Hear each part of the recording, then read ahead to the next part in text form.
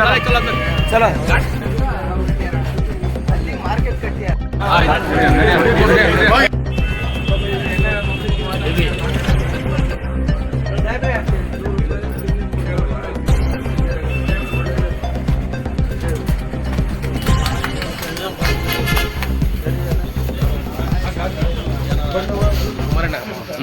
Sir नमस्ते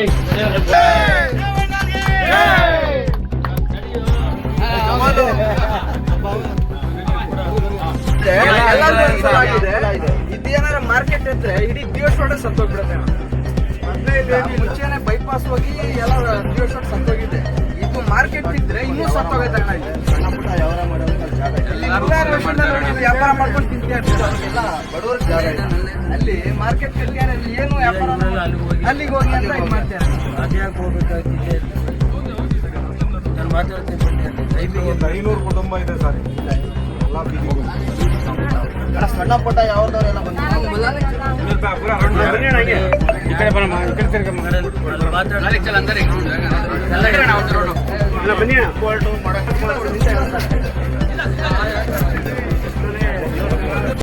market ಇವತ್ತು ನಾನು ಸ್ಥಳೀಯ ನಾಯಕರ ಜೊತೆ ಮಾಜಿ ಶಾಸಕರಾದಂಥ ಪರಮೇಶ್ವರರು, ನಮ್ಮ ಜಿಲ್ಲಾ ಪಂಚಾಯತ್ ಮಾಜಿ ಸದಸ್ಯರು, ಅಶೋಕ್ ಅವರು, ಜಿಲ್ಲಾ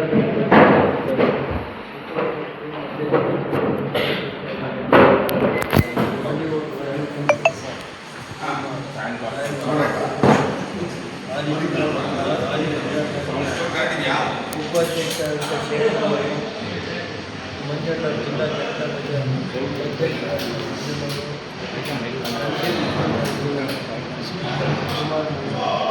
ಮಾಜಿ ನಗರಸಭೆ ಮಾಡ್ತಾ ಇರೋದು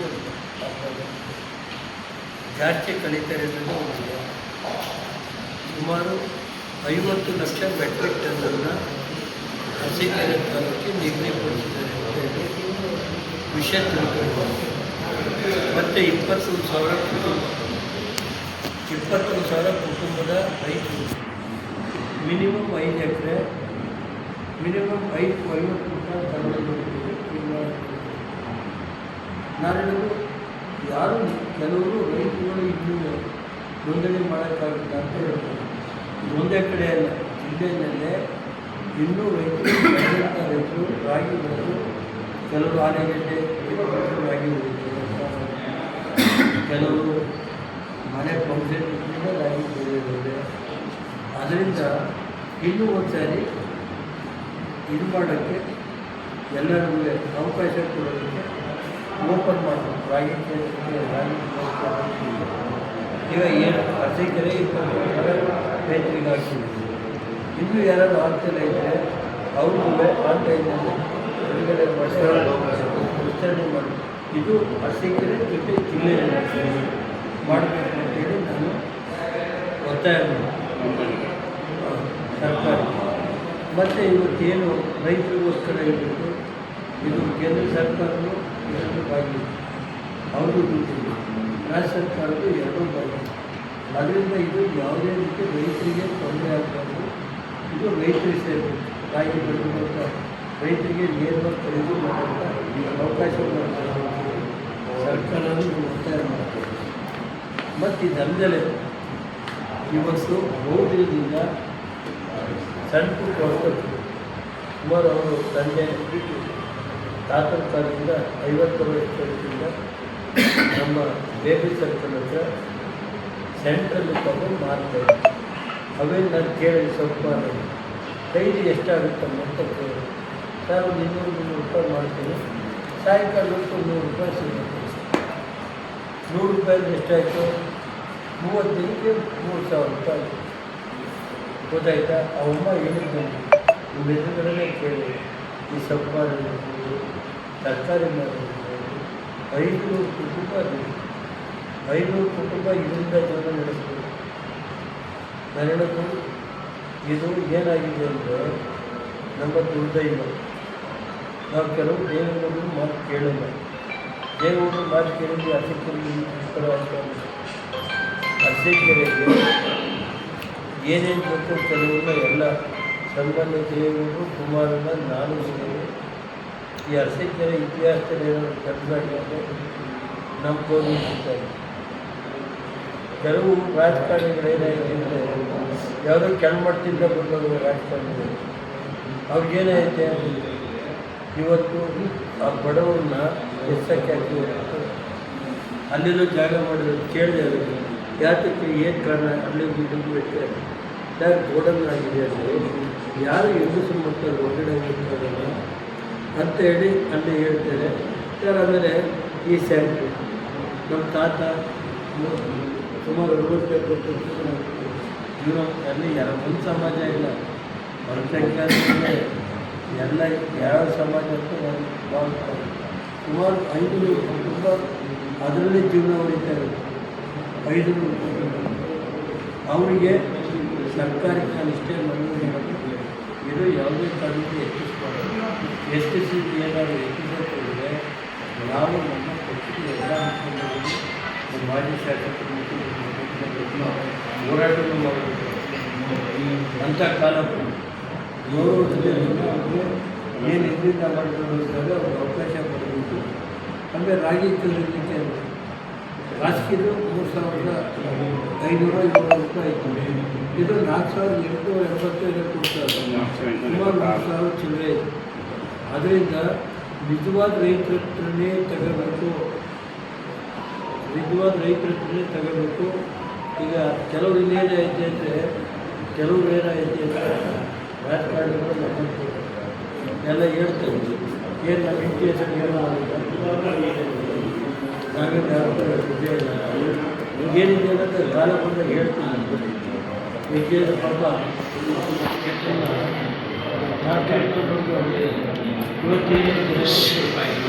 ಒಂದು 3 ಸಾರಿ ಎಲೆಕ್ಷನ್ಗೂ ದೇವೇಗೌಡರು ಕುಟುಂಬ ದುಡ್ಡು ಅವ್ರು 10 ರೂಪಾಯಿ ಹಾಕ್ತೀವಿ ಅಂತ ಜೈಲು ಕಳಿಸಿದ್ರು ಮತ್ತೆ ಪ್ರಮಾಣ ಮಾಡ್ತಾರೆ ಕೇಳಬೇಕು. ಪ್ರತಿ ಎಲೆಕ್ಷನ್ಗೆ ಎಷ್ಟು ಕೊಟ್ಟಿದ್ದೀನಿ ಅಂತ ಜೈಲು ಕಳಿಸಿದ್ದು ಅಂತ ಹೇಳಿ ನಮ್ಮ ಪಕ್ಷ ಏನು ಕೊಟ್ಟಿದ್ದೀವಿ ಕೊಟ್ಟು ಬೆಳೆಸಿ ಇಂಥ ಒಬ್ಬ ದೇವೇಗೌಡರು ಅವತ್ತು ಹೇಳಿದ್ರು, ನೋಡಪ್ಪ ಬೇಡ ಅರಸೀಕೆರೆಯಲ್ಲಿ ಒಂದು ದೊಡ್ಡ ಸಮಾಜ ಇದೆ, ಅವ್ರು ನಾಳೆ ದಿವಸ ನಮಗೆ ಬೈಕ್ಲಾಗ್ತದೆ ಕೊಡೋಣ ಅಂತೇಳಿ ಅವರು ಜೊತೆಯವರು ಪಟೇಶ್ವರ ಇಲ್ಲ ಹೇಳಿದರೆ ಇನ್ನೂ ಜೈಲು ಕಳಿಸಿದ್ರು ಮುಂದೆ ಹೇಳಿ ಹಠ ಹಿಡಿದವತ್ತು ಸೀಟ್ ಕೊಡ್ತೇವೆ ನಾವು ಎದು ಪರಮೇಶ್ವರ ಜಾಪೇಶ್ವರ ಅರಸೀಕೆರೆ ಜಯಣ್ಣ ಭಕ್ತರವರು ಜಯಣ್ಣ ಮನೆ ಬೆಳಗ್ಗೆ ಸಾಯಂಕಾಲ ಇಟ್ಟು ಗಿರಾಕಿ ಆ ಜಯಣ್ಣ ಪರಿಸ್ಥಿತಿ ಏನೈತೆ ಬೆಳಗ್ಗೆ ಅಲ್ಲೇ ಇದು ನಾನು ಬರೀದ್ರೆ ದೇವೇಗೌಡರು ಬಂದರು ಜಯಣ್ಣ ಮನೆ ಊಟ ನಾನು ನೋಡಿದ್ದೀನಿ. 1991 ಎಲ್ಲಿದ್ದೀನಿ ನೀವು ದೇವೇಗೌಡರು ಲೋಕಸಭೆ ಚುನಾವಣೆ ಎಲ್ಲಿದ್ದೇವೆ ಗಿರಾಕಿ ಅವತ್ತು ನಾವು ಹೋದಾಗ ಆ ಭಕ್ತರ ಕಲ್ಯಾಣ ಮಂಟಪ ಇತ್ತು, 100-105 ಜನ ಇದ್ದೀರ. ನಾನು ಚೆನ್ನಾಗಿ ಅದ್ಯಾರೋ ಒಬ್ಬರು ಇವರಿದ್ರು ಹಿಂದೆ ಇಲ್ಲಿ ಎಂತರಪ್ಪ ಅದೆಲ್ಲ ಪಿನ್ನು ಕಾಶ್ಮೀರಪ್ಪ ಮತ್ತೆ ತಿಮ್ಮಪ್ಪನವರು ಮತ್ತೆ ಇನ್ನೊಬ್ಬರು ಇವರಿಂದ ಥಿಯೇಟರ್ ಮೋಹನ್ಲಾಲ್ ಪ್ಲಸ್ ಇನ್ನೊಬ್ಬರು ಅವ್ರು 91ರಲ್ಲಿ ಯಾರಿದ್ದಾರೆ ಇಲ್ಲಿ ಚಿತ್ರ ಏನೋ ಇದ್ದಂತೆ ದೇವೇಗೌಡರು ರಾಜಕೀಯ ಮುಗಿದು ಹೋಯ್ತು. ಇವತ್ತು ಅಧಿಕಾರದ ಮತದಲ್ಲಿ ಬಡವರನ್ನ ಉಳಿಯಕೋಬೇಡಿ. ಅಧಿಕಾರದ ಮತ ಅದೇ ಜಾಸ್ತಿ. ನಾನು ಕೇಳಿದೆ ಪಾಪ ಜಿಲ್ಲಾ ಪಂಚಾಯತ್ ಅಧ್ಯಕ್ಷ ಬಂದರು, ಏನೋ ಮುಖ್ಯಮಂತ್ರಿಗಳಿಗೆ ಪತ್ರ ಬಂದರು, ಒಳ್ಳೆಯ ಸಮಯಕ್ಕೆ IAS ಕೊಟ್ಬಿಟ್ಟವ್ರೆ, ನಾನು DC ಬ್ಯಾಂಕ್ ಏನು ಕೊಡ್ತಾ ಇಲ್ಲ, 220 ಕೋಟಿ ಸಾಲ ಕೊಡ್ತಿದ್ದೀನಿ. ನಾಗರಾಜು ಅರಸೀಕೆರೆ ತಾಲೂಕಿಗೆ 220 ಕೋಟಿ ಇವತ್ತುವರೆಗೆ 220 ಕೋಟಿ ಇವ್ರು ಹುಟ್ಟೋದ ಮೇಲೆ ಎಷ್ಟು ಕೊಡ್ತಾರೆ ಜೇನು ಅಶೋಕನ ಎಲ್ಲ ಸೇರಿ ಮಂಜಣ್ಣ ಇದ್ರೆಲ್ಲ ಅವರೆಲ್ಲ 220 ಕೋಟಿ ಸಾಲ ಒಡೆಯ ಸಿಬ್ಬರಿಗೆ ಕೊಟ್ಟರೆ 60.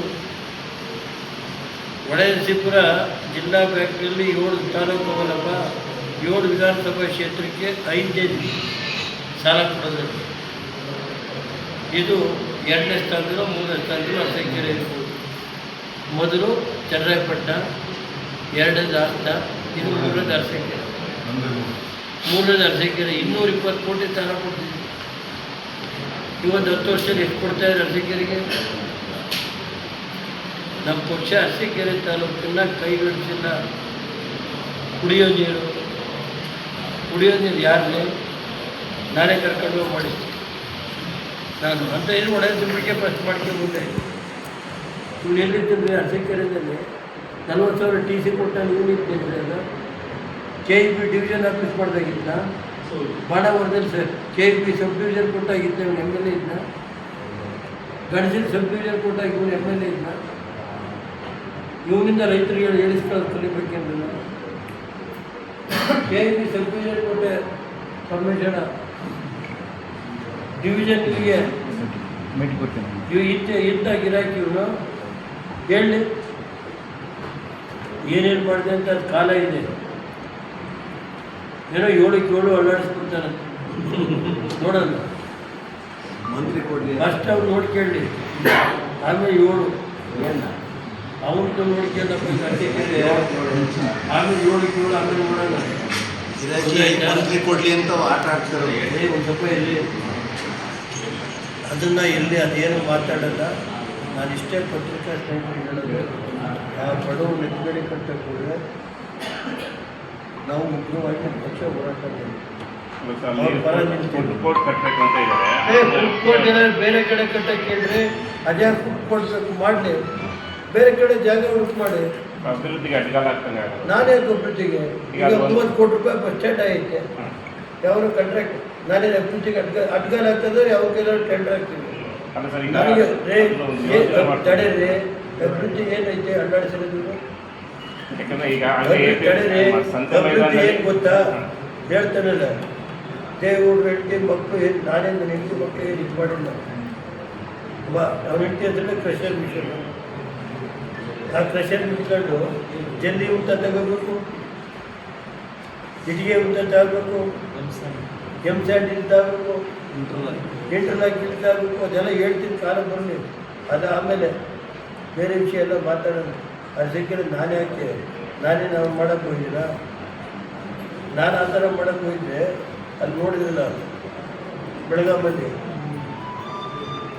ನಾಟಕ ಮಾಡೋದು. ನಮ್ಮ ಹತ್ರ ನಾಟಕ ಮಾಡೋದು ಸ್ಟ್ರೈಟ್ ಆಗಿರೋದು. ಏನು ಹೆದರಿಕೆ ನೋಡಿದ್ವಿ ಅಂತ ತಿಳ್ಕೊಂಡು ಈ ಗಿರಾಕಿ ಅಲ್ಲಿ ಹೋಗಿದ್ದು ಸಿದ್ದರಾಮಯ್ಯ ಗೊತ್ತು. ಅವ್ರ ಹಿಂದಿಗೆ ಹೋಗಿ ಅವ್ರದ್ದು ಆಸ್ತಿ ಮರಿಕೊಂಡಿಲ್ಲ. ಅಲ್ಲ ಹೋಗಿ ದ್ರೌಪದಿಗೆ ಮರಿಕೆ ಬಿಟ್ಟು ಕೋರ್ಟು ಅಭಿವೃದ್ಧಿ ಸಂಕೇತ ಅಲ್ಲ.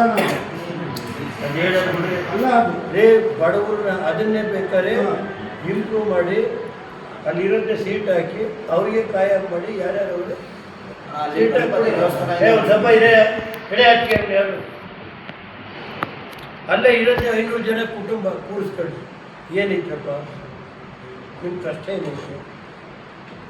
ಅವ್ರು ಬೆಳಗ್ಗೆ ಹಣ್ಣು ಇಟ್ಕೊಂಡಿರ್ತಾನೆ, ಹಣ್ಣು ವ್ಯಾಪಾರ ಆಗಿ ಹೋದರೆ ಕಾಸಾದ್ರೆ ಏನಿದೆ ಅದು ಏನು ಕಷ್ಟ ಇದೆ ಅನ್ನೋದು ಕೂತ್ಕೊಂಡು ಮಾಡಿ.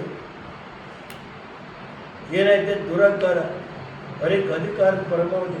ನಾನು ಮಾಡಿದ್ದಲ್ಲ, PSC ಕಂಪ್ನಿಗೆ ಹಾಕಿ ಎಸ್ಟಿಮೇಟ್ ಕಂಪ್ನಿಗೆ ಹಾಕಿ ಏನೇನು ಒಂದು ಗೊತ್ತೈದು ಬಂಡವಾಳ ನನಗೆ.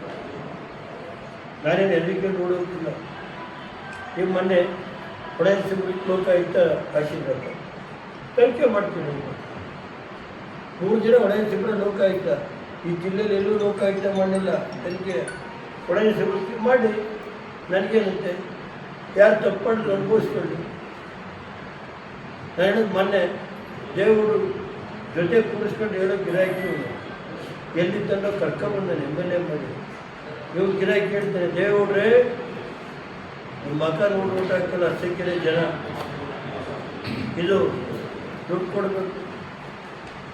ಅಲ್ಲ ಬಹಿರಂಗವಾಗಿ ಕದ್ದು ಕೂತು ಏನಿಲ್ಲ ಅಂದರೆ ಅರಸೀಕೆರೆ ಜನ ಇಷ್ಟು ಬೆಳೆಸಿದ್ದಕ್ಕೆ ದುಡ್ಡಿಂದಲೇ ಓಟ್ ಹಾಕಲ್ಲ ಅನ್ನೋ ಪರಿಸ್ಥಿತಿ ಬಂದು ಇರಲಿ ನೋಡೋಣ. ಈಗ ಮೊನ್ನೆ ಪಾರ್ಲಿಮೆಂಟ್ ಎಲೆಕ್ಷನ್ನು ಅದಕ್ಕೆಲ್ಲ 2000 ಹೋಗಿದ್ವಿ. ಸಾವಿರ ನೋಡೋಣ 2028 ನನಗೂ ಸ್ವಲ್ಪ ರಾಜಕೀಯದಲ್ಲಿ ಇರ್ತೀನಿ. ಏನು ಹೆದರಿಕೆ? ನಾನು ಈ ದುಷ್ಟ ಶಕ್ತಿಗಳನ್ನೆಲ್ಲ ಮುಚ್ಚೋವರಿಗೆ ರಾಜಕೀಯದಲ್ಲಿ ಇರ್ತೀನಿ. ಆಗೋದಿಲ್ಲ. ಯಾರೋ ಅಧಿಕಾರಿಗಳು ತಿಳ್ಕೊಂಡು ರೇವಣ್ಣ ಕುಟುಂಬ ಮುಗೋಯ್ತು ಅಂತ ತಿಳ್ಕೊಂಡಿದ್ರೆ ಅದಿರಲಿ, ಏನಿಲ್ಲ. ನಾನು ಕೆಲವು ಶಕ್ತಿಗಳ ಬಂದರೆ ದೇವೇಗೌಡರು ಏನು ಹೇಳಿದ್ರು, ಇನ್ನೂ ಸ್ವಲ್ಪ ದಿನ ರಾಜಕೀಯ ಮಾಡ್ತೀನಿ. ಇವತ್ತು ಯಾರ್ಯಾರು ಏನೇನು ಅಂತ ಗೊತ್ತಿದೆ. ದೇವೇಗೌಡರು ಏನು, ದೇವೇಗೌಡರು ಯಾರು ಯಾವ ಸಮಾಜಕ್ಕೆ ಮಾಡಿಲ್ಲ. ಇವ್ರು ಗಿರಾಕಿ, ಇವ್ರು ಯೋಗ್ತಿಗೆ ಶಾಸಕ ಆಗಿರೋದು ಪಾಪ ಬಿಳಿಚೌಡೆ ಪಾಪ ಭಾರಿ ಸಾವಿರ ಆಗಲಕ್ಕ ನಮ್ಮ ಕೈ ಮಾಡೋಕ್ಕಾಗುತ್ತೆ. 2 ವರ್ಷ ಜನರಲ್ ಸೀಟಲ್ಲಿ ಬಿಳಿಚೌಡ ಜಿಲ್ಲಾ ಪಂಚಾಯತ್ ಅಧ್ಯಕ್ಷರು ಮಾಡಿದ್ರು.